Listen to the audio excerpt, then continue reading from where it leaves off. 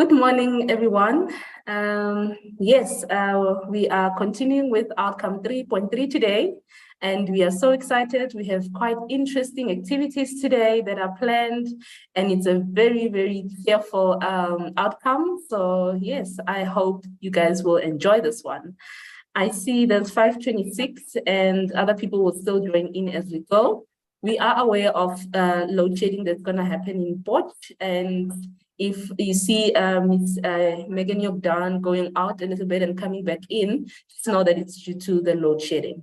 But yes, today Ms. Mienda is our expert and she will be guiding us through to this outcome.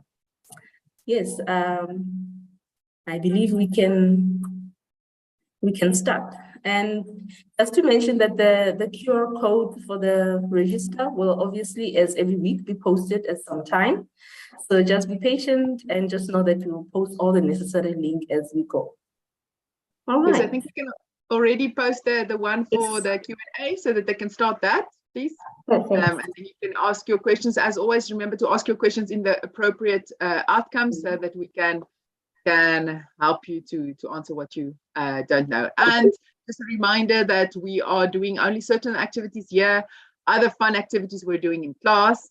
So if you have not attended class this week, please go attend today or on Monday is the last one for this content because we're also doing all kinds of interesting things there.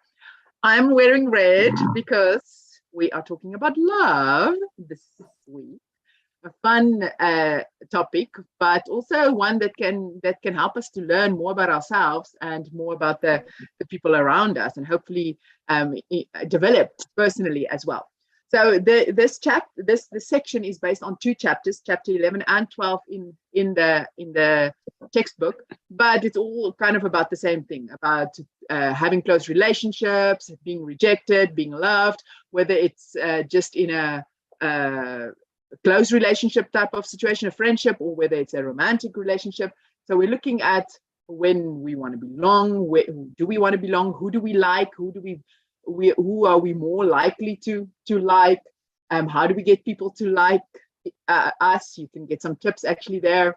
What happens when we are rejected in terms of romantically and social rejection. Then what type of love do we find? Which ingredients do we have in love, Sternberg? And then we also look at how to maintain relationships, and the last one is about jealousy and double standards. So this is just a quick overview of what we're going to do in this section. But as always, we want you to be able to ask the questions that you have after you've gone through all the different content, and we want to also help you to engage with the content with our little activities that we have prepared. So we hope that you are going to enjoy this. See that they are 561. I don't know if they are on, Megan, are they on YouTube some? Yes, there are 24 currently on YouTube. I have just asked those on YouTube please move over to Zoom, because if there is load shedding, it will possibly kick those on YouTube out. So if you guys are watching on YouTube and you haven't read my messages yet, please make sure to leave the stream on YouTube and head on over to Zoom. There's enough space for all of you there as well. Yes, I don't know where all the rest of the group is, because we have 2,600 in our group across 3 campuses, and we are not even reaching 600. So the rest of the 2,000, I don't know where they are, but we are glad that the ones who are here today are here, and you're going to make the most out of it. Okay, should we start with the first little activity? Yes. Well, people are still adding their questions to the Q&A form. So the first activity is on belongingness. So first of all, we're going to look at what comes to mind when you think of belongingness. And remember, there's always a reason for these activities, because we're going to then link it to the content, but you know something, you have an idea. You think of belongingness, it's quite interesting. Family. Yes, you belong to a family. If you have a family. Love, home, caring, being accepted, acceptance, comfort zone. That's interesting. Companionship, belongingness. What does belongingness mean for you? Yes. Place. It's a place. Okay. So you feel like you belong, and then that is close to that's related to a place. Security, close relationship, safety, belongingness is where I feel safe. Yeah, that's quite nice. Colleagues, do you see anything that jumps up for you? Happiness? I see inclusivity and being included, okay. Part of something. That's kind of cool. Yes. I agree. If you belong somewhere, you are included. Community, I see. Security as well. How does your phone help you to belong? I don't know. But I'm sure that person has a reason why they're saying the first word that pops up when they hear belongingness is phone. Possibly connection, allowing you to connect with other people, and that allows you to remain part of a group and belong somewhere. Maybe especially being at university and far from home, because there's a lot of home and family and things like that. Your phone is the one that allows you to still feel connected to the people that you love. Thank you everyone for participating. It's interesting to see what comes to mind when you think of. Please remember to mute. Otherwise we hear whatever you're saying. Okay, so that's the first little activity on belonging. And what is important here when we're talking about belonging is that belonging is not just a want, just something that's nice to have. Belonging is actually a need. We are created in such a way that we want to belong somewhere. And the research has found that if we don't have that, if we don't feel like we belong, it has all kinds of negative effects on us. So if you feel this morning you couldn't really come up with a nice word because you don't feel you belong, then I would suggest you try something to change that, because belonging is very important for us as human beings and as social beings. Okay, the next little activity is also on that same link, and I have started it now. It asks, how many close friends do you have? None, 1 to 3, 4 to 6, 7 to 10, more than 10. Remember, we're talking about close friends here. We're not talking about the 400 that's on your Facebook. Supposed friends, you know. Only 400, Meanda. I have 400. How many do you have, Megan? I have no idea, but not as much as 400. Kelly, how many friends do you have on Facebook? No, they don't even come to that, Meanda. So I may be wrong. I may be wrong, but I don't speak. I don't do. I'm not on social media anymore, so I don't really know how many I have at this point in time. Yeah, so they are called friends on Facebook, but are they really friends? I mean, you might just be looking at, their pictures or their houses or their trips or whatever, but we're talking here about close friends. Yeah. And it's quite interesting to see that most people, we have 206 who have voted, most people have 1 to 3 close friends. Some, quite a big number, 31, don't have any close friends. That is quite sad. And I hope that by the end of your studies, at least, you would have made close friends that you can always have for the rest of your life. I still have close friends from varsity time. I don't know, you guys, colleagues? Yes, I still have quite a few from varsity that are still very close. And also one or two still from high school, So yeah, as you grow, you get to make more friends, but there are those close ones that you keep closer to you as you grow up. So yeah. I agree. I think being in a hostel was quite beneficial to me, because I also have a handful of friends that we don't talk often and as much as we would like to, but when we do get together, it's exactly how it was in the past, and we remain very close friends. So these are people that can reach out to each other. You're in the same classes, you see each other, reach out to each other and make friends. It is important to have close friends. Sometimes people consider their sibling to be their closest friend, and that's okay too. I mean, that's fine. But according to research, most people have between 4 and 6 people, close friends, and then that is sufficient for them. You don't necessarily need 7 to 10, or you don't necessarily need more than 10. Some people want more, and that's okay. Maybe these ones with 1 to 3 are also okay with their friends, because they feel like this is enough for me. So I think it's important to consider the role that a close friend can play in your life.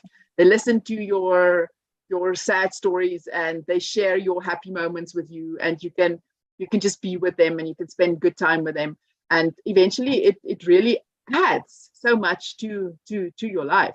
So often family would also play those type of roles, but a close friend really is very valuable in all kinds of situations. Are there any questions on this outcome?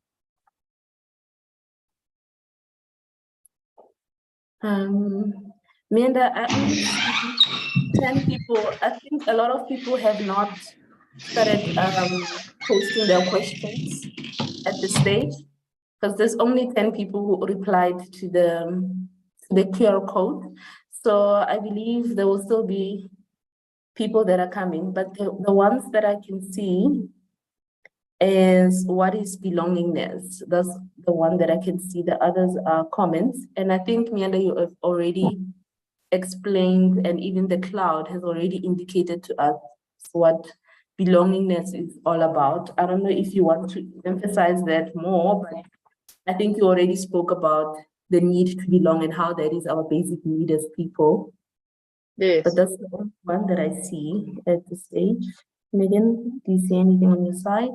No, that's also all that I've seen so far. Okay, then we can move on to the next outcome. Yes. So the next outcome talks about which variables will predict who you like. So this is kind of a big part in the textbook.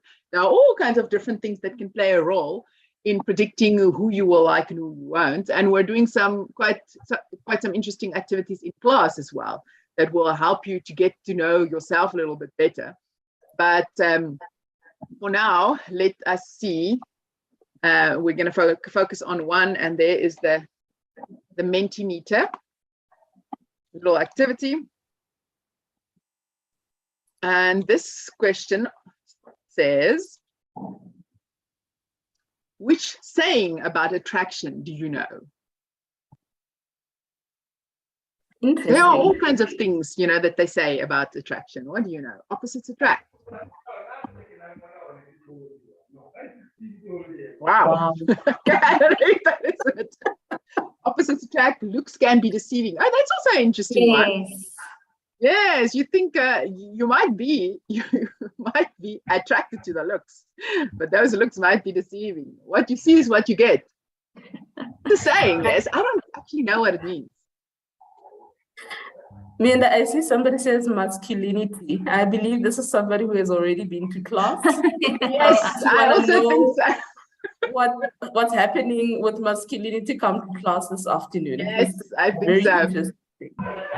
Everything is in the eye, so I guess that talks about it's in the eye of the beholder. So it's all about who looks at it. Short girls are cute. If it's mooi was nog nooit lelik nie. Yeah. Yes, I guess that is a good saying about attraction. Muscles. Don't judge a book by its cover. Yes, so that actually goes, you know, kind of with the other one saying that looks can be deceiving, because at the one side, looks can be super good and they can deceive you. And we're also doing something on that in class about, you know, the effect of beauty. But on the other side, you can also say, well, don't judge just because of the outer shape or the outer looks. So don't judge a book by its cover. Beauty lies in the eye of the beholder. What you see is what you get. I still don't know what that means. What does it mean? What you see is what you get. often people use that. Yeah. And I think possibly people are a bit more complex and dynamic than that, though. What you see isn't always what you get. No, and I mean, if it's just about looks, yes, I have long hair. You see long hair, yes, you know, that's part of the picture. But attraction is much more than looks. You know, like what you see is what you get. But what do we see exactly? You know, and it depends on who's looking. You know, beauty is in the eye of the beholder. Meanda, I saw an interesting one up there. They say the way to a man's heart is through his stomach. That's very interesting. When you think about attraction there. Yes. True beauty is found inside. The cheetah never changes his spots. This is so much more than we could even think of, colleagues. This is so awesome. The blacker the berry, the sweeter the juice. I did not know that one. I'm also learning. There's another one. Yes? Someone sent me a direct message. There's more to me than meets the eye, and that's a total opposite of what you see is what you get. Yes, that's very interesting how those two are contradicting. Yes, and often this is the case. That contradicts each other, you know. And then, but we say we know both sayings. So which one is the truth now exactly? You know, which one would we go for? The longer the skirt, the longer the relationship. The longer the skirt, the longer the relationship. Yo, I haven't heard that one either. We're learning a lot of things here. Oh my goodness. You know, I see a lot of people who have been in class, really. It's which is good. Yeah. Girls with short hair are more attractive. Interesting. Birds of the same feather flock together. It's another direct message that I got. Yes, which tells us something about the fact that we like people who are similar to us. Al dra 'n aap 'n goue ring, bly nog steeds 'n lelike ding. It's something about you can't fix something with a little bit of gold, you know. So it's something. Definitely also talks about perfume creates memories. The early bird catches the fattest worm. Attraction, you have to be first, I guess. Are you first in class to see which girls are coming, or attraction is only intense when mystery is involved. Okay.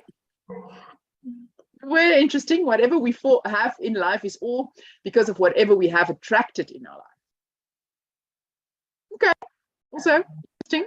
Wonderful. So yes, this was really very, very interesting to see what students know about attraction. And again, a much longer list than we could even think of. And why this is important is because you already have an idea of attraction. And then it's good to link it to what research has found. So the next little activity is already active. This asks, do opposites attract? So if we think back of the sayings, there were quite a few that, you know, did go into that direction. And then there's others that, like birds of the same feather flock together, that would be the opposite, you know, of opposites attract. So yeah, we see that most people are saying sometimes. Yes, no, I don't know. Well, it's okay to also not know. And what is helpful here is to think of your life. Think of people that you know. The ones that are couples, the ones that are really good couples, or they've been together for long, married, your uncles, your aunts, your parents, grandparents, are they opposites or are they similar? And then the ones that have especially been together for long, are they more opposite or more similar? Quite interesting to see that most people are saying sometimes or yes. Yeah, I think, Meanda, it's one of those questions that is either or sometimes it's not always the case, you know, depending on what the person is looking for or what the definition of attraction is. it's not always the case that opposite will attract. Some people would maybe enjoy having people that are similar and enjoy similar kind of things, and they find them more attractive than those that are opposite. But yeah, I guess that's why most people think it depends actually on what you are actually looking for and what attracts you to people. So I see someone, Peter, in the chat room clearly did prepare a little bit because he is on the right track. But I want to quickly show you some photos. I'm going to share my screen. Because even though there are these things that are supposedly, you know, common knowledge in normal life, you know, these are things we say. So of course they must be true. It is not necessarily the case when we look at research. Remember, this is not just fun when we are talking about all kinds of things. We are actually talking from research. So if we look at research, this would be examples of opposites attract. Do opposites attract? Or is it more a case of birds of the same feather flock together? And according to research, as Peter also said, opposites might attract, but only for a very short time. Because it might be fun and different and yes, oh, this is so different from what I know. But then if you continue, it causes a lot of conflict. It causes a lot of discomfort because of the differences. So research has found that one of the most important things in terms of relationships is rather similarity. And you'll see that in the textbook when we're talking. Remember, this outcome is all about how do we predict who will like who? And according to research, one of the things that is very important is the fact that we are similar to each other. Then you might ask, okay, so why are so these are some pros and cons. The problem with being opposite is that you're going to have more disagreements, and it's difficult to keep that excitement for in the long run. While if you are similar, it's much easier. But it might be very exciting in the beginning. And that's why I asked you, if you think of these people in your life, mostly you will probably find that people who have been together for long, those people who have been married for 40 years, they're pretty similar. They like similar things. They're not totally different. That is according to what research has found. But then these are a few examples of people that are married. These two people are married. And then these two people are also married. And these two people are also married. So you might ask yourself, so where is the similarity here? And if you read the detail on those slides, you would see that in each of those cases, it is not a case of or it is, the guy is in every situation, the guy is very rich, very rich. So we're talking about something that's called matching hypothesis.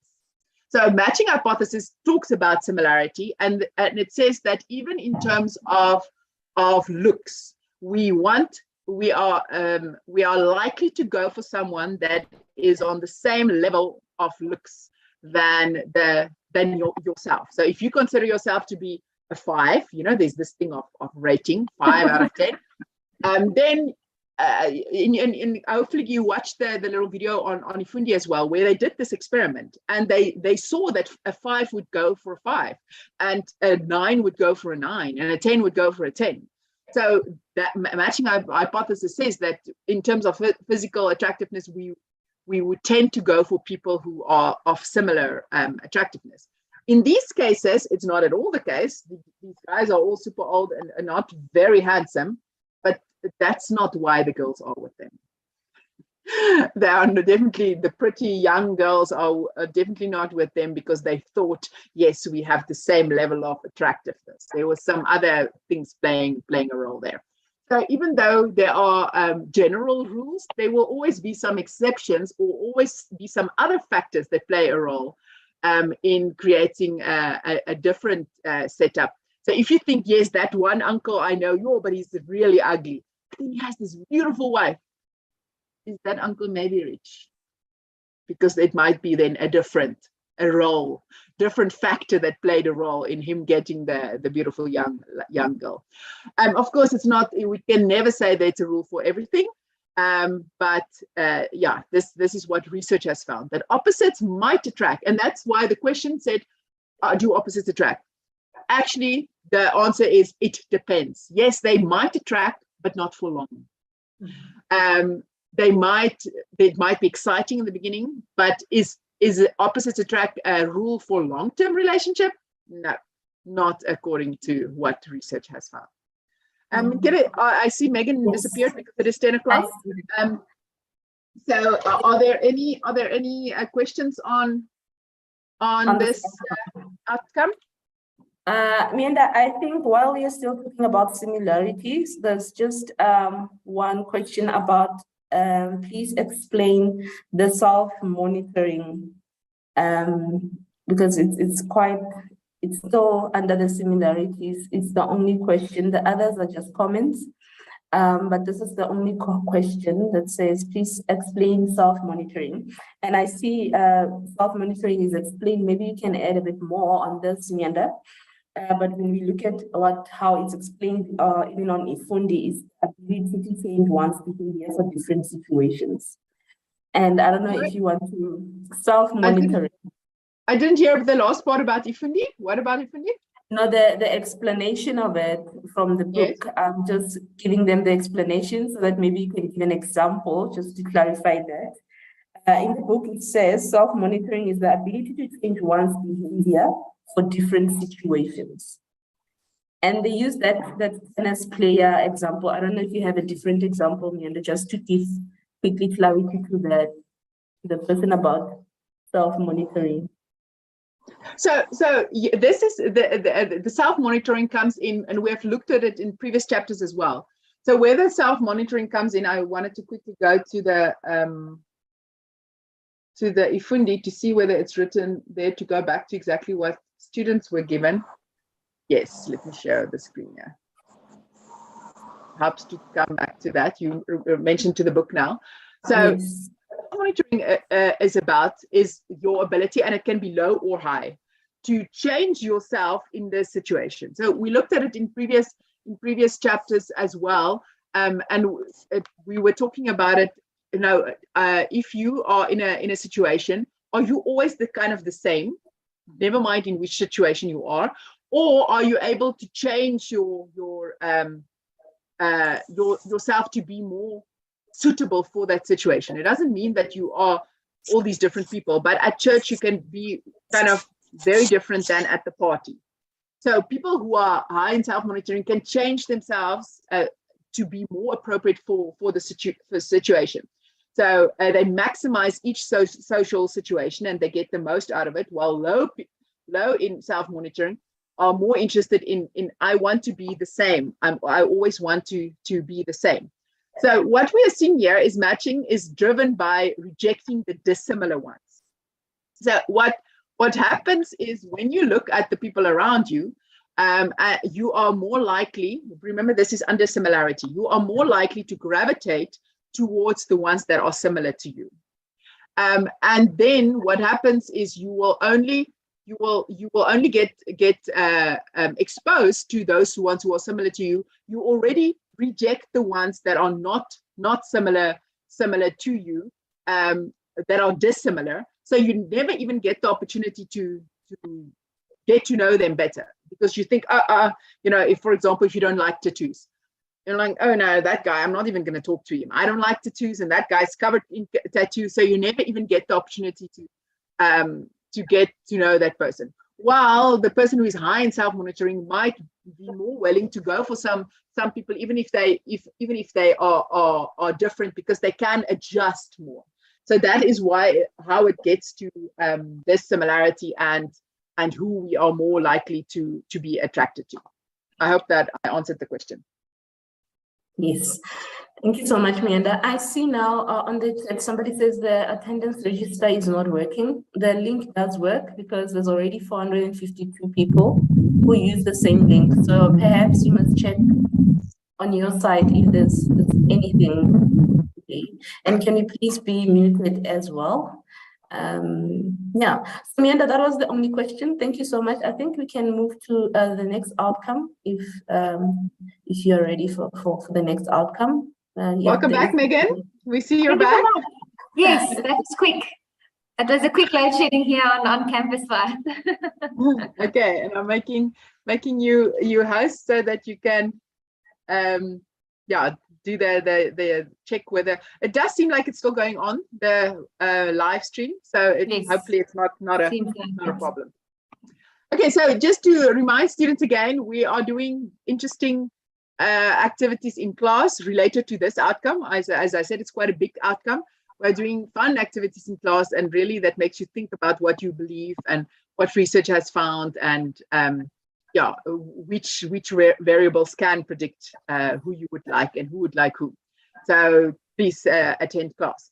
Then the next outcome, which we can go to, is when we are looking at certain strategies, and it's actually part of this bigger one, but it's not just zooming in on a certain thing. Which strategies can we use in order to get people to really like us? So I'll put it in there. Send to everyone the link for the Menti. Let's see. So the first one.